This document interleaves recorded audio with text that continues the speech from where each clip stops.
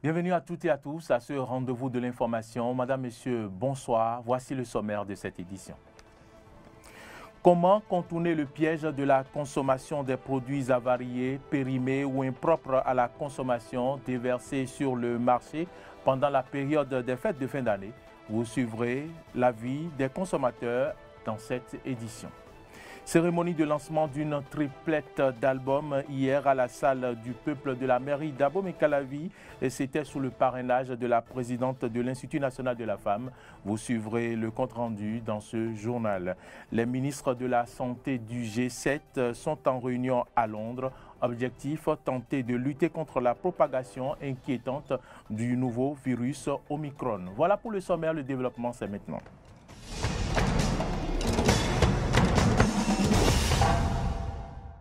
Merci de votre fidélité et une fois encore bienvenue dans ce journal tenu au campus d'Abomey-Calavi du 25 au 27 novembre 2021.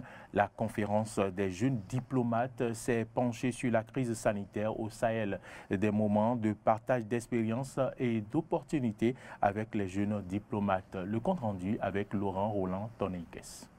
La diplomatie multilatérale au service de la paix. Quelle approche face à la crise sécuritaire dans le Sahel?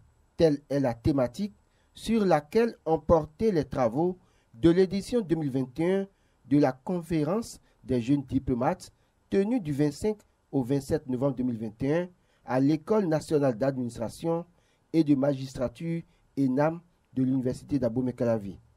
Une initiative pour simuler la pratique diplomatique dans les grandes instances. Alors, il s'agit donc de créer un cercle, un cadre d'apprentissage, de simulation, mais également de stimulation pour les jeunes, tout cela dans un environnement donc assez propice qui leur permet donc de reproduire les réalités diplomatiques internationales, pour les préparer à une meilleure connaissance, à une meilleure découverte, pour comprendre une meilleure compréhension et appréhension des réalités de notre monde contemporain. Une conférence à laquelle ont pris part des diplomates qui ont donné des conférences, partagé des connaissances et compétences avec les jeunes. Nous avons eu le plaisir et l'honneur de recevoir des représentants du ministère des Affaires étrangères, du Bénin, de la coopération, qui sont venus donner des communications, en l'occurrence sur la thématique de la crise sécuritaire au Sahel.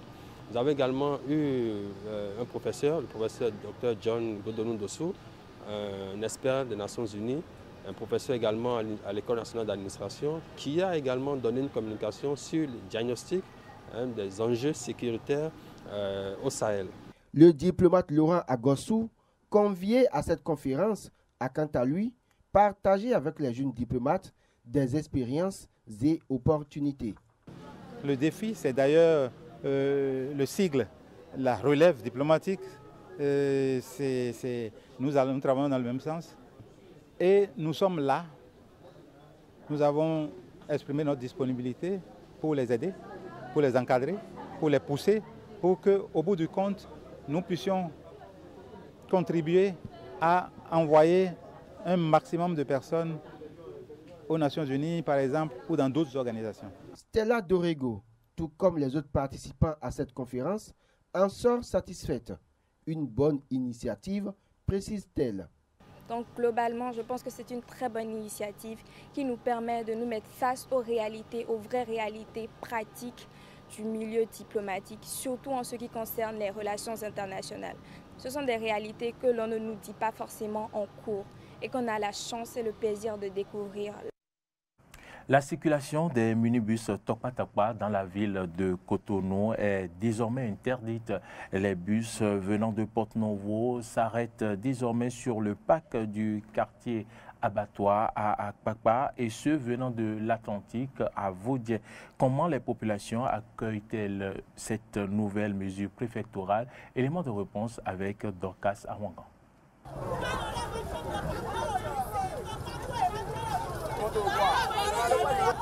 C'est l'ambiance qui régnait ce matin au niveau du site désormais dédié au chargement et déchargement des minibus Tokpa à l'abattoir de Cotonou. Au rang des usagers, cette décision suscite mécontentement et désolation. C'est vraiment difficile pour nous les femmes parce qu'on avait déjà du mal à vendre et ils nous prennent 1000 francs par tête pour le transport jusqu'à Tokpa. Mais maintenant, ils nous déposent à l'abattoir, toujours au même prix. Nous sommes d'accord avec le gouvernement, mais qu'ils permettent que les bus nous déposent à Tokpa au moins. Moi, j'ai quitté Porto-Novo. Je viens de Porto-Novo comme ça. Donc tous les matins, je viens de Porto-Novo à Cotonou. Mais ce matin-là, ça m'a vraiment surpris.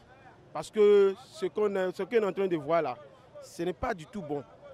Même si on veut nous faire du bien, ce n'est pas brutalement comme ça.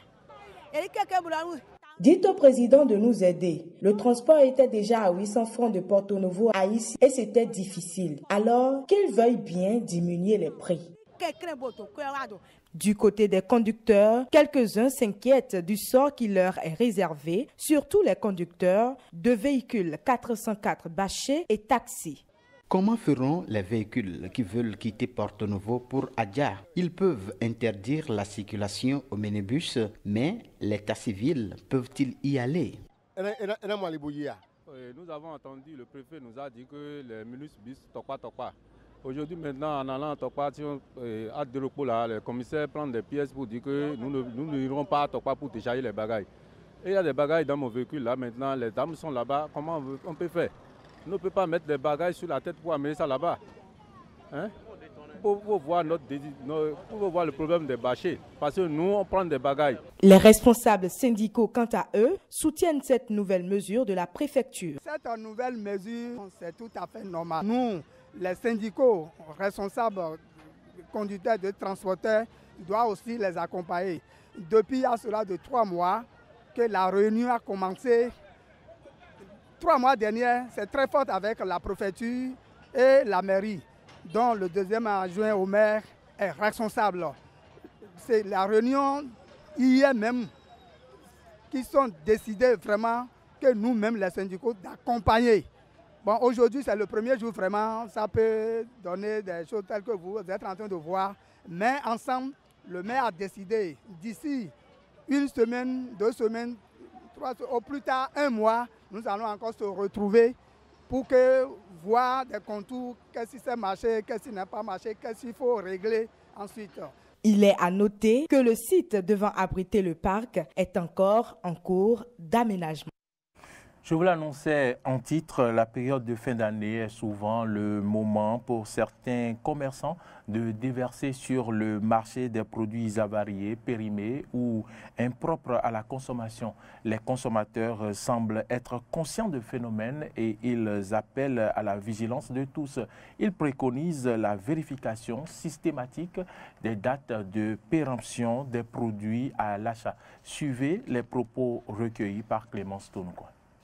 Quand nous allons dans les marchés pour pouvoir se ravitailler, surtout par une période de fin d'année, nous devons regarder les dates de péremption et savoir quels produits il faut s'approvisionner pour ne pas tomber dans ces mailles. Sinon, c'est vraiment très dangereux pour la santé.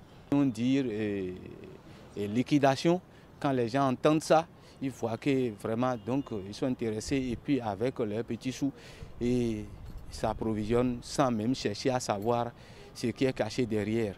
Nous allons prendre de conscience pour pouvoir éviter les déconvenus. Sinon, c'est vraiment, ce n'est pas bon pour la santé. Si réellement c'est expiré, on ne peut pas vendre. Ça, c'est grave. Mais si ça reste encore 2 mois, là, on peut vendre. Comme tu sais que tu as acheté ton truc, ça reste 2 mois pour expirer, ça veut dire que tu as vite consommé avant les 2 mois. Donc, en quelque sorte, je ne trouve pas. Sinon, c'est mauvais. Normalement, quand c'est périmé, il faut jeter tout ça là et renouveler. Mais quand on dit liquidation, ce n'est pas forcément que les produits sont déjà périmés, mais ça veut déjà périmer qu'on fait liquidation. Il y a d'autres, c'est toujours en forme parce que, bon, comme il n'y a plus de vente, ils veulent liquider et acheter d'autres produits encore.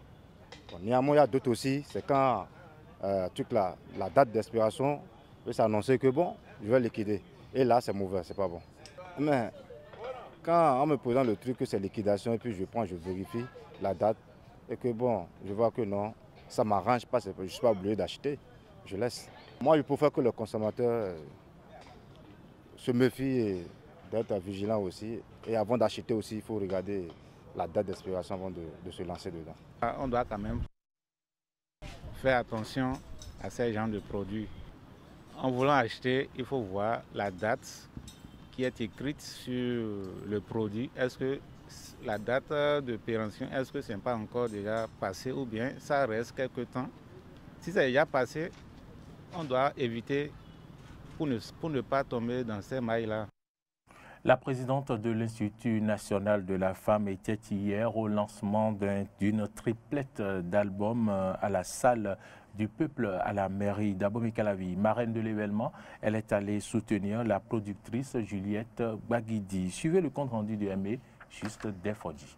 La présidente de l'Institut national de la femme, Claudine Afiavi Prudencio, soutient la culture Marie. Marraine de la cérémonie de lancement d'une triplette d'albums du rythme Tchengoumé des collines Bénin, l'honorable a rehaussé l'événement de sa présence avec une forte délégation constituée entre autres de la préfète de l'OME, Marie Akpotrosu, et du bâtonnier Cyril Dikwin. Par ce geste, la présidente vient appuyer une femme battante, Juliette Baguidi, productrice de ses albums. Au terme de cette célébration de la musique Tchengoumé, la présidente de l'INF est fière d'avoir été la marraine de l'événement. C'est des artistes, de vrais artistes que j'ai vus ce soir, parce qu'ils sont tellement éloquents.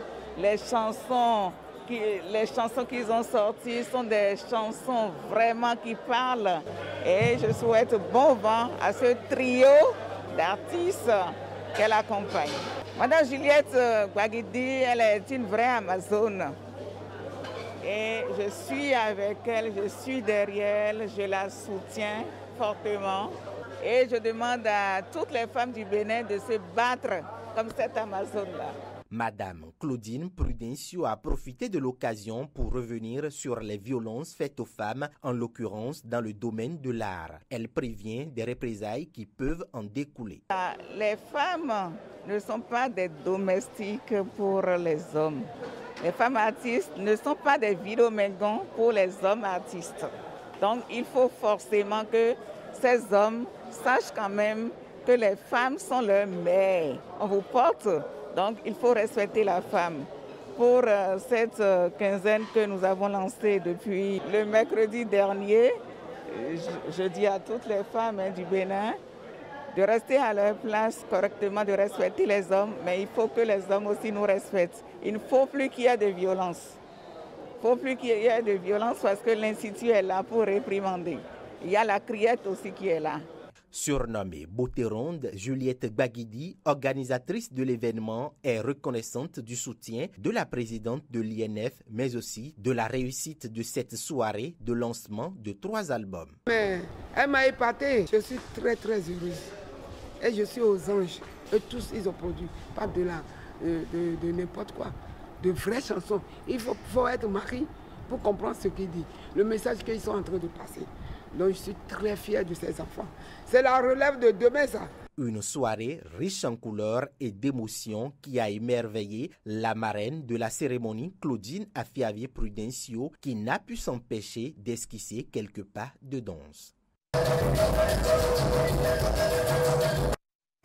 Hors du Bénin, rencontre du ministre des Outre-mer et une dizaine de représentants de l'intersyndicat en France et plus précisément en Guadeloupe, pendant que Sébastien Lecornu a révélé hier soir vouloir concilier dialogue et fermeté. Le mouvement de contestation né de la crise sanitaire s'étend à des revendications politiques et sociales, notamment contre le coût de la vie jugée trop cher. Reportage.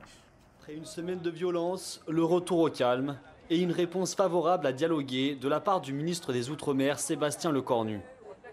Arrivé hier soir en Guadeloupe, il devrait échanger dans la matinée avec une dizaine de personnes issues de l'intersyndical guadeloupéen. Des discussions qui vont au-delà des revendications liées au Covid-19. Un sujet plus grave, me semble-t-il, est devant nous, c'est de voir des représentants syndicaux qui demandent au fond qu'il y ait une excuse pénale pour les personnes qui s'en sont pris aux policiers et aux gendarmes. La main est tendue, néanmoins ça reste une main de fermeté. J'accepterai de dialoguer avec ces personnes demain, je le dis, mais je leur dirai aussi droit dans les yeux qu'ils doivent condamner les violences d'où qu'elles viennent. Ici c'est la République, et donc les lois de la République ont vocation à s'appliquer, et une fois de plus, je ne suis pas venu ici pour incarner un État faible. mais aussi évidemment un État qui dialogue, puisque la force de la République, c'est de dialoguer et d'appliquer les lois. Merci à tous. Et si les négociations s'annoncent compliquées, Sébastien Lecornu devrait les poursuivre demain en Martinique. L'île s'est aussi embrasée après l'annonce du gouvernement de vouloir obliger les pompiers et soignants à se faire vacciner. Désormais, c'est un retrait pur et simple de cette obligation que les syndicats et la population réclament. Les visites de courtoisie, les visites à la va-vite dans nos pays, que ce soit la Guadeloupe, la Martinique, la Guyane, ne servent à rien. Ce n'est pas sa présence qui va calmer les gens.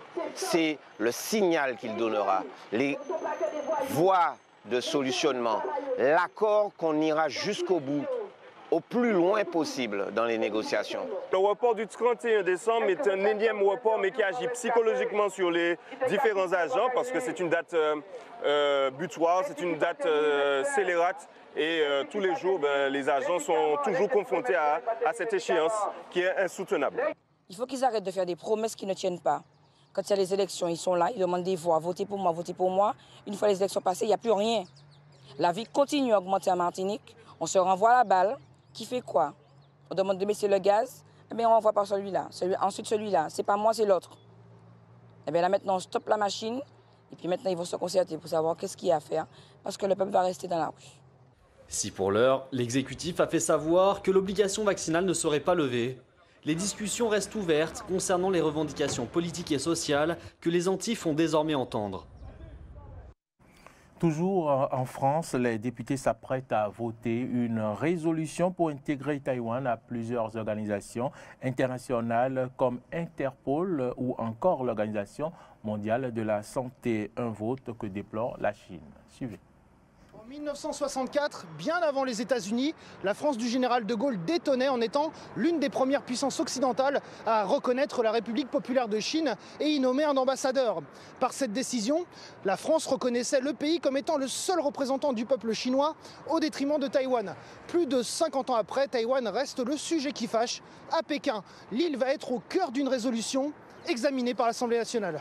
Porté par des députés tels que le président du groupe d'amitié France-Taïwan François de Rugy, le président du groupe LREM Christophe Castaner ou celui du groupe Les Républicains Damien Abad, la résolution propose d'associer Taïwan à plusieurs organisations internationales comme la Convention cadre des Nations Unies sur les changements climatiques, Interpol ou l'OMS. Le développement du multilatéralisme est aujourd'hui la seule solution pour apporter des réponses efficaces aux défis auxquels est confrontée l'humanité, comme la lutte contre la pandémie en cours ou les solutions à inventer contre le dérèglement climatique. Or, 23,5 millions de personnes sont actuellement exclues de la représentation dans les instances et forums internationaux chargés d'apporter des solutions concrètes.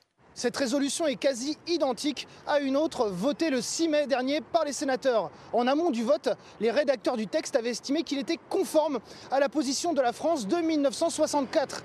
Mais côté chinois, ce vote n'a pas vraiment été interprété de la même manière.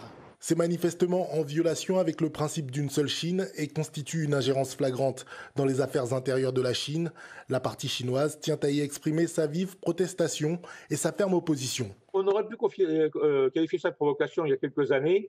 À l'heure actuelle, c'est plutôt une réponse à des inquiétudes relativement légitimes suite aux provocations militaires qui viennent de la Chine populaire, bien plus que de Taïwan.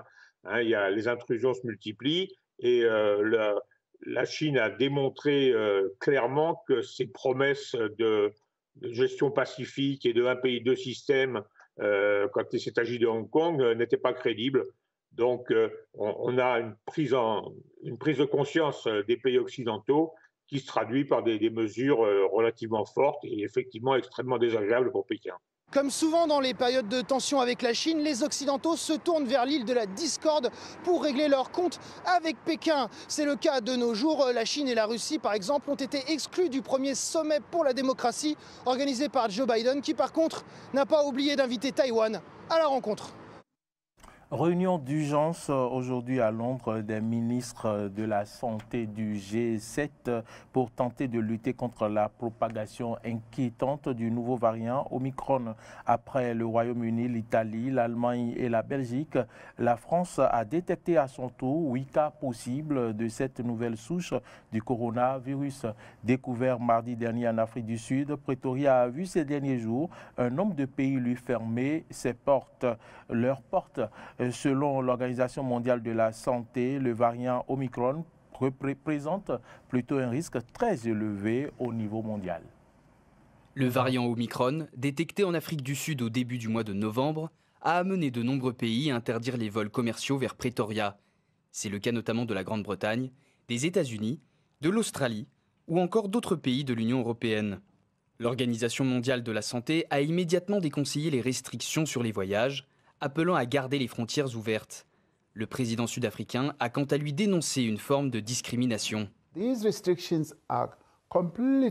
Ces restrictions sont totalement injustifiées et discriminent injustement notre pays et nos pays frères d'Afrique australe. L'interdiction de voyager n'est pas fondée sur des données scientifiques et ne sera pas efficace pour empêcher la propagation de ce variant.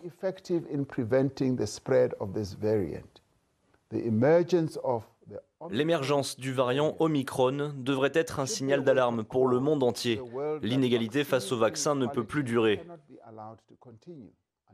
Tant que tout le monde ne sera pas vacciné, nous devons nous attendre à ce que d'autres variants continuent d'apparaître. Certains professionnels de santé sud-africains ont également pointé du doigt la frénésie de certains pays face à ce nouveau variant. C'est le cas de la présidente de l'Association des médecins sud-africains. Les réactions précipitées, en particulier celles du Royaume-Uni, qui ont suivi l'annonce, risquent à l'avenir, j'en suis sûre, de rendre les scientifiques et les pays moins transparents. Et cela pourrait mener à la catastrophe. Il ne s'agit donc pas seulement de mes données, mais aussi de celles d'autres médecins généralistes exerçant à Pretoria et dans les environs, qui observent plus ou moins la même chose que moi. Des symptômes très très légers, ce qui signifie que nous pouvons facilement les traiter à domicile. Jusqu'à présent, à ma connaissance, aucun de mes collègues n'a eu à mettre un de ces patients sous oxygène, leur niveau d'oxygène étant très très stable. En France, on se prépare également à l'arrivée du variant Omicron. Selon le ministre de la Santé Olivier Véran, il faut en priorité établir un profil complet du virus. Dès qu'il y a un cas suspect, nous isolons la personne et nous procédons à des tests poussés, c'est-à-dire un séquençage. Nous regardons le profil génétique du variant et du virus. Nous sommes en train de travailler avec une coordination internationale pour pouvoir identifier tous les tenants et aboutissants, parce que nouveau variant ne veut pas forcément dire nouvelle vague ou que le variant soit plus dangereux. Manifestement, s'il arrive à circuler et à faire sa place dans des pays dans lesquels il y a déjà une vague de variant Delta qui est très contagieux, c'est que nous pouvons craindre que ce nouveau variant, soit au moins aussi contagieux que le Delta, ce qui n'est pas évidemment une bonne nouvelle. Selon des données préliminaires, le variant Omicron serait plus contagieux que le variant Delta, la version actuellement dominante du coronavirus dans le monde. Plus difficile à détecter en raison de symptômes plus légers, à l'heure actuelle, aucune étude n'a encore établi précisément quel est son degré de dangerosité. Réunion le week-end écoulé au Qatar. Cela s'est déroulé entre les talibans et les représentants de l'Union européenne. Les fondamentalistes islamistes sont engagés à permettre le départ du pays des Afghans qui le souhaitent. Mais ils demandent également l'aide de Bruxelles pour le fonctionnement des aéroports en Afghanistan. Un pays plus que jamais en proie au terrorisme, mais également pour combattre Daesh. Reportage. Les talibans, ce n'est pas seulement des hommes barbus vêtus du costume traditionnel avec une vieille kalachnikov en bandoulière. C'est également la Badri 313, l'unité d'élite des forces talibanes. Les effectifs se trouvent dans la quasi-totalité des 34 provinces d'Afghanistan. Et partout, Dieu merci, ils accomplissent avec distinction leurs devoirs, s'acquittent bien et rapidement des missions qui leur sont confiées. La principale différence qui saute aux yeux, c'est la façon dont ils sont habillés avec du matériel de pointe, emprunté aux troupes US lors de leur départ d'Afghanistan et auprès de l'armée afghane. Treillis, casque, gilet pare-balles, fusil M16, mais aussi parfois lunettes à vision nocturne, un équipement à l'occidental pour ces soldats d'élite d'une discipline à toute épreuve. L'unité Badri 313, qui tire son nom de la première bataille victorieuse des Arabes musulmans, est devenu le symbole d'un savoir-faire militaire inédit pour les talibans. Le personnel militaire de l'unité Badri a une formation professionnelle et comme l'histoire l'a montré, ils sont prêts à accomplir toutes les tâches qui leur sont assignées. Nous voulons accomplir des tâches similaires à celles, par exemple, des forces aériennes ou des troupes aéroportées. De telles unités doivent être créées en Afghanistan. La mission principale de ce bataillon, c'est d'assurer la sécurité de l'aéroport, mais pas seulement. Il peut également se déplacer dans le centre-ville de Kaboul et établir des checkpoints, des barrages pour contrôler les véhicules. En quelques minutes, la démonstration en est faite et les véhicules et conducteurs commencent à être fouillés par les soldats de la Badri 313. C'est sur un checkpoint comme celui-ci dans le centre de Kaboul qu'il y a 3 semaines, une patrouille a été visée à la grenade. Résultat, une fusillade qui a fait plusieurs morts et blessés. L'objectif principal de ce groupe de soldats d'élite est de mettre au pas la menace du groupe terroriste État islamique en Afghanistan. Et d'après leur chef, c'est quasiment chose faite.